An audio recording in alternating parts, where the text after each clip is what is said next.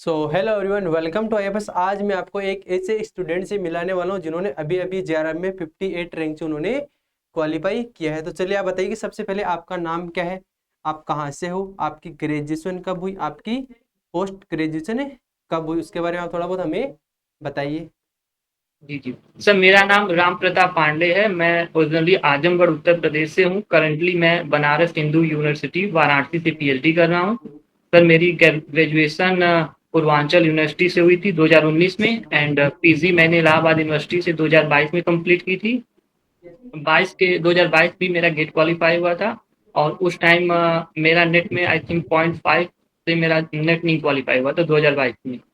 After that मैंने यहाँ पे गेट के थ्रू बीएचयू में एडमिशन ले लिया था as a PhD department medicinal chemistry में।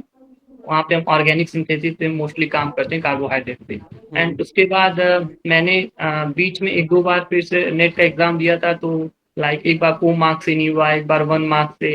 एंड एक दो बार मेरे कुछ लैब की इश्यूज की वजह से मैं नेट का एग्जाम नहीं दे पाया था। तो फाइनली इस बार मेरा जेआरएफ 58 रैंक से हुआ है। जेआरएफ आपका 58 रैंक से हुआ है। तो चलिए आप ये बताइए, आप पीएचडी भी कर रहे हो, तैयारी भी कर रहे थे, तो किस प्रकार से तैयारी कर रहे थे आप? सर एक्चुअली मेन बोले तो तैयारी तो मेरी हो चुकी थी पहले ही। शायद मैं अगर एक आध साल बैक लिया ड्रॉप किया होता तो मेरा हो जाता उस टाइम पर, मैंने ले लिया था। अब यहाँ पे लैब में सर 9 बजे आ जाना होता है और शाम को 7:30 8 बजे हम फ्री होते हैं। तो पीएचडी करते हुए हम प्रिपरेशन तो नहीं कर सकते, हाँ रिवीजन हम कर सकते हैं अच्छे से। तो जैसे यूट्यूब पे सर आपके चैनल में जेआरएफ एक्सप्रेस एंड अदर्स, उधर से हम मेरे कंटेंट तो मेरे पास था ही, पर हम रिवीजन जो था वो हमने यूट्यूब के थ्रू मैंने किया था।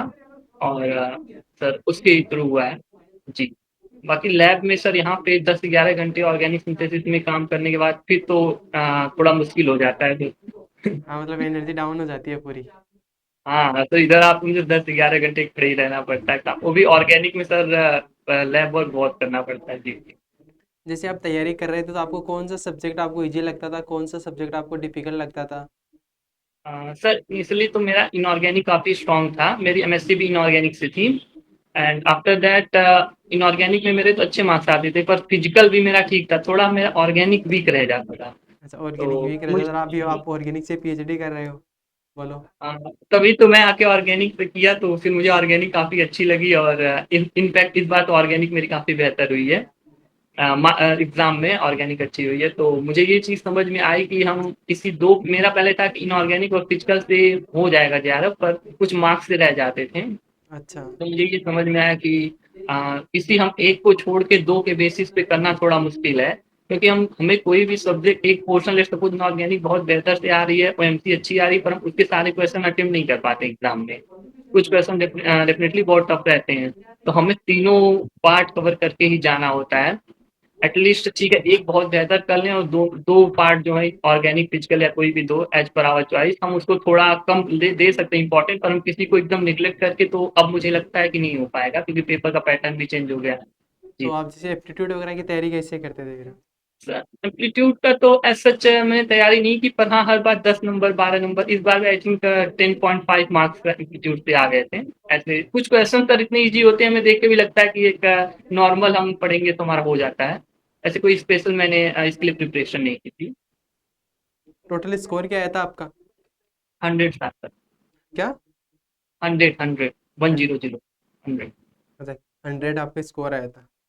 ठीक है। जी। जैसे आप पीएचडी करें तो आप मतलब दिन में कितने टाइम स्टडी वगैरह स्टडी कर लेते थे आप? सर दिन में तो काफ़ी मुश्किल रहता था। अब जो रात बजती थी, जैसे यहाँ पे हम 9 बजे रूम पे पहुँचे तो फिर उधर मैंने रिवीजन स्टार्ट कर दिया और यूट्यूब से जो वो शॉर्ट रिवीजन जैसे जेआरएफ एक्सरसाइज हुआ और सारी चीज़ें जो आती थी उधर से रिवीजन हो जाता था। और संडे के दिन या किसी छुट्टी के दिन, उस दिन मैं लैब नहीं आता था, छुट्टी लेता था, उस दिन पूरे अपने नोट्स को रिवाइज करता था। कभी-कभी बीच में किसी दिन यहाँ लैब में भी छुट्टियाँ मिल जाती थी। लेट्स सपोज़ कोई रिएक्शन नहीं हुई तो उस दिन हम खाली हैं, तो उस दिन मैं नोट्स लाता था और पढ़ लेता था।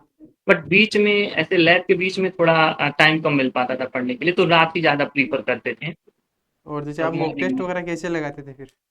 सर मॉक टेस्ट मैंने 1-2 दिए हैं, मतलब जो आईएफएस के आते हैं मॉक टेस्ट आप लोगों ने कंडक्ट कराए थे, उसको रात में ही किए। मोस्टली मेरी स्टडी रात में ही हुई है, क्योंकि दिन में तो फिर टाइम नहीं मिल पा रहा था। और लैब में इधर मेरे काम भी काफ़ी अच्छे हैं, मोर देन 13 पब्लिकेशन है, 1 पेटेंट है, 1 बुक है, तो इधर काम भी सही चला। तो थोड़ा सा मुझे लगता है 2-3 साल, जो 2 साल मेरा रह गया इधर टाइम, वो लैब ज्वाइन करने की वजह से, वरना मेरा उधर ही हो जाता अगर मैं 1 साल रुक जाता तो।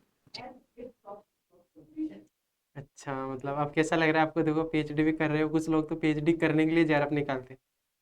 हाँ हाँ, अब तो सर पीएचडी भी काफ़ी बेहतर हो गई है और अच्छी हो गई है। अब तो नेक्स्ट ईयर में भी पीएचडी भी कंप्लीट हो जाएगी, तो अच्छा ही लग रहा है। एटलीस्ट सीवी बेटर हो गई, पब्लिकेशन भी अच्छे हैं, और अब नेक्स्ट पोस्ट डॉक का प्लान है कि फॉरेन से जाके, बाहर से कहीं से पोस्ट डॉक अच्छी करना है। तो नेक्स्ट नेक्स्ट साल में आपकी कंप्लीट भी हो जाएगी, नेक्स्ट ईयर में? हाँ हाँ, नेक्स्ट ईयर सब कंप्लीट भी हो जाएगी ये। अच्छा, तो आपका बाद में पोस्ट डॉक का प्लान है, बढ़िया। हाँ, सब पोस्ट डॉक का पीडीएफ का ही प्लान है, वो भी आउट ऑफ इंडिया हो जाएगा तो। अच्छा, तो बताइए आपका ये मतलब कौन सा अटेम्प्ट था, मतलब जेआरएफ निकालने का? मतलब आपने कितनी बार पेपर दे लिया था इसे? आई थिंक ये सिक्स, फिफ्थ या सिक्स रहा हो, क्योंकि बीच में मैंने 1-2 बार नहीं दिया था। कुछ हमारे सर जो रिसर्च आर्टिकल के रिवीजन आते हैं, हमने कम्युनिकेट कर दिए। तो एक लास्ट टाइम एक ओयल का रिवीजन आया हुआ था, तो उस टाइम टाइम मुझे नहीं मिल पाया था, क्योंकि रिवीजन में वो लिमिटेड टाइम देते हैं लैब जो पब्लिशर होते हैं, कि आपको 10 दिन में ये पूरा रिवाइज करके देना है। तो वो एग्जाम के टाइम आ गया था, तो मेरी प्रिपरेशन ही नहीं हो पाई थी।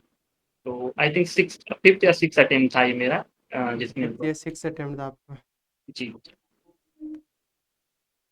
अच्छा, चलिए आप ये बताइए कि जब एग्ज़ाम, लास्ट फाइनल एग्ज़ाम था, तो आपने उससे पहले अपना प्रेशर कैसे मेंटेन किया? किस प्रकार से आपने रिवाइज़ किया? ऐसा थोड़ी लगा कि मैं सब कुछ याद है पर कुछ याद नहीं हो रहा, सब कुछ भूल रहा हूँ, ऐसा हुआ आपके साथ?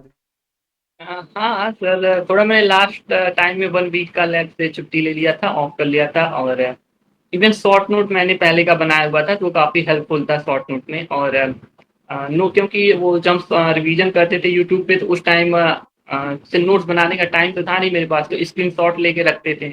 आई हुँ, थिंक 2000 से ज़्यादा स्क्रीन शॉट मेरे फ़ोन में थे, तो मैंने लास्ट मोमेंट पे अपने शॉर्ट नोट रिवाइज किए, और स्क्रीन शॉट सारे जितने भी क्वेश्चन थे उन सब के देख डाले थे। तो मुझे लगता है कि जो मैंने जेआरएफ एक्सप्रेस से जो रिवीजन किया, वो काफ़ी हेल्पफुल था। वहाँ से हमें जो माइंड में जो चीज़ें भूल गई थी मेरे, वो चीज़ें बहुत ही क्लियर हो गई। और लास्ट मोमेंट पे वो रिवीजन और शॉर्ट नोट जो था, जो मैंने स्क्रीन शॉट से कलेक्ट किए थे टाइम टाइम पे, वो बहुत हेल्पफुल।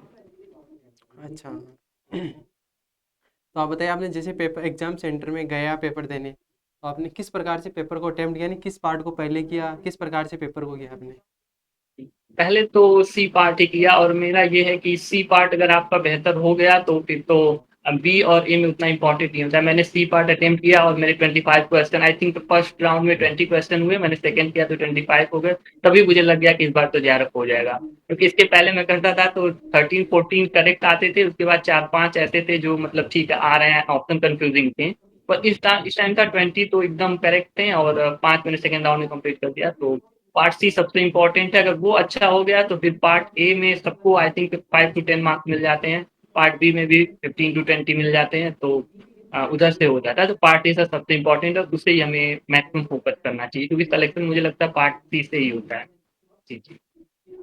अच्छा, तो मतलब आपने पहले पार्ट सी, फिर पार्ट बी और पार्ट ए, मतलब आपने दो दो राउंड में पेपर को अटेम्प्ट किया आपने? 2 राउंड, हाँ, पहले पार्ट सी किया, फिर पार्ट बी, फिर पार्ट ए, और ये मैंने करीब 2 घंटे में ये कंप्लीट कर लिया फर्स्ट राउंड। और सेकेंड राउंड जो मैं उधर मार्क्स दिया था कि मुझे अगेंस्ट आके यहाँ पे देखना है, तो फिर मैंने 1 घंटे में वो सारे किए। इवन कुछ क्वेश्चन ऐसे थे जो पार्ट सी में आ भी रहे थे, पर 25 से ज्यादा थे, तो फिर हम उसको कर भी नहीं सकते, तो चलो ठीक है। तो मतलब अब जो आपको जो बच्चे यूट्यूब पर देखेंगे, आप उन बच्चों को क्या बोलना चाहोगे? फर्स्टली तो ये बोलूँगा कि अ, अगर आपको पीएचडी करनी है, तो आपको पहले जेआरएफ निकाल के ज्वाइन करना चाहिए, क्योंकि पीएचडी करने के बाद थोड़ा मुश्किल हो जाता है जेआरएफ निकालना, क्योंकि टाइम बहुत कम मिलता है अगर आप अच्छे इंस्टीट्यूट से कर रहे हो। आपको 10 to 12 आवर लैब में देना ही रहता है। तो पहले आप 1-2 साल लगा के, और किसी एक सब्जेक्ट को आप, जैसे इनऑर्गेनिक, ऑर्गेनिक, फिजिकल है, किसी एक पोर्शन को आपको अच्छे से तैयार करना है। और 2 पोर्शन, लेट्स सपोज आपने इनऑर्गेनिक कर लिया, ऑर्गेनिक और फिजिकल को आप समझो कि 50-60% तो पढ़ना ही है। अगर आप किसी एक को छोड़ दोगे तो फिर सिलेक्शन मुश्किल है होना। तो आपको तीनों ही पढ़ना, हाँ, दो को थोड़ा हम कम इम्पोर्टेंस दे सकते हैं, एक को अच्छे से पढ़िए तो आपका जरूर हो जाएगा। अच्छा, तो आप ये बताइए कि हाँ, आप तो ये बताइए कि जैसे आप तैयारी वगैरह करते थे, तो आपकी फ्रेंड्स आपके गाइड वगैरह नहीं बोलते थे कि हाँ भाई आपके लैब में काम करो? सर वही तो मैंने बोला ना कि वो तो एटलीस्ट रहता ही है गाइड का, तो उसको तो हाँ सामने से भले तो बोल देगा कि आप ठीक है थोड़ा पढ़ लो, लेकिन आपको लैब वर्क तो करना ही पड़ेगा, तो 10 घंटे लैब में रहना ही है, उसके बाद घर जाके आपको तैयारी करनी है। तो वही मैं बोल रहा हूँ कि आप पहले तैयारी कर लो, अच्छे से प्रिपरेशन कर लो। लेट्स सपोज आपका, मेरा इनिशियली 2022 में 1 मार्क्स से नहीं हुआ था, 0.5 से नेट नहीं हुआ पहले। तो उस टाइम मेरे पास नोट्स तो सारे प्रिपेयर ही थे, बस रिवीजन करना था और कॉन्सेप्ट को फिर से रिकॉल करना था, थोड़े अच्छे तरीके से पढ़ने थे, जो बेसिक थे वो तो क्लियर ही हो गए थे। तो मेरा हो पाया। तो वही मैं कह रहा हूँ कि अगर आपको लेट्स सपोज आपके गेट के थ्रू या जो अभी रेट होता है उसके थ्रू कहीं एडमिशन भी मिल रहा है, अगर आपको जेआरएफ करना है तो पहले आपको जेआरएफ करके तभी पीएचडी में इंटर करना चाहिए। नहीं तो फिर आप पीएचडी में करके इंटर आपको जो जेआरएफ कर लूँ तो वो मुश्किल है, क्योंकि गाइड फिर अलाउ नहीं करता, उसको तो अपना रिसर्च एकेडमिक देखना है, रिसर्च उसको चाहिए। तो फिर थोड़ा-सा मुश्किल हो जाता है। हाँ, आप रिवीज़न कर सकते हो, जैसे मैंने किया, रात में समय मिलता है, छुट्टियों में रहता है, तो आप अच्छे से रिवाइज़ कर सकते हो और एग्ज़ाम क्वालीफ़ाई कर। अच्छा, तो आप ये बताइए जो आपको पीएचडी कर रहे हो तो आपको स्टाइपेंड वगैरह क्या मिलता था आपको? अभी तो सर मैं प्रोजेक्ट पे था, तो मुझे यहाँ प्रोजेक्ट पे मिलता था 35, बट अभी प्रोजेक्ट 3 साल का था, वो खत्म हो गया। तो आफ्टर दैट अभी इधर इंस्टॉल हो जाएगा जेआरएफ का। अच्छा, मतलब आपका प्रोजेक्ट ही कन्वर्ट हुआ है पीएचडी में? हाँ, हाँ। यही हुआ है, सही है। क्या बात है। बढ़िया बात, मतलब आप सारे काम साथ कर रहे हो, पीएचडी भी होने वाली है आपकी, इधर से जेआरएफ हो गया, इधर से अच्छा। प्रोजेक्ट हो गया, और थोड़े समय बाद में आप पोस्ट डॉक करने के लिए भी निकलने हाँ, वाले हो, सही है। जाने वाले हो। नेक्स्ट ईयर कंप्लीट हो जाएगी पीएचडी, एंड देन उसके बाद पोस्ट डॉक के लिए फिर करना है। अच्छा, मतलब आपका कुछ बड़ा प्लान है फ्यूचर में? क्या बात है। हाँ सर, रिसर्च में ही है, जो भी है प्लान सारा रिसर्च का ही है। अच्छा, तो अब कैसा लग रहा है आपको सब कुछ होने के बाद? हाँ सर, अच्छा लग रहा है। एक था कि पीएचडी तो अच्छी हो रही है पर जेआरएफ नहीं है, तो एक वो था कि जेआरएफ हो जाता हाँ, है तो वो तो अच्छा है। होता सीधी में। बाकी पीएचडी कितनी भी अच्छी हो जाए तो एटलीस्ट आप कहीं, लेट्स सपोज मैं कहीं कॉम्पिटिशन में जा रहा हूँ, वहाँ पे मेरा जेआरएफ नहीं है। इवन अभी सर यूनिवर्सिटी वगैरह में एज असिस्टेंट प्रोफेसर आपको 7 मार्क्स जेआरएफ का मिलता है एंड 5 नेट का और 30 पीएचडी का। वो मेरा 7 मार्क्स जो था वो भी गेन करना था कि जब मैं असिस्टेंट प्रोफेसर के लिए अप्लाई करूँ तो 7 मार्क्स मेरे रहे एपीआई में, तो अभी वो हो गया तो सही है सर। वरना कहीं हम अच्छा। इंटरव्यू में जाते तो वहाँ वो जनरली पूछते हैं आपका जेआरएफ कब हुआ है, तो अगर वो बोलते हैं कि जेआरएफ नहीं है तो एक बैड इम्पैक्ट रह जाता। तो हाँ, तो चलिए फिर, आपको कुछ बोलना है, आपके मन में कुछ क्वेरी और कुछ पूछना है तो आप पूछ सकते हो। नहीं सर, काफ़ी अच्छा लगा आपसे बात करके और आईपीएस टीम से भी काफ़ी हेल्पफुल रहा।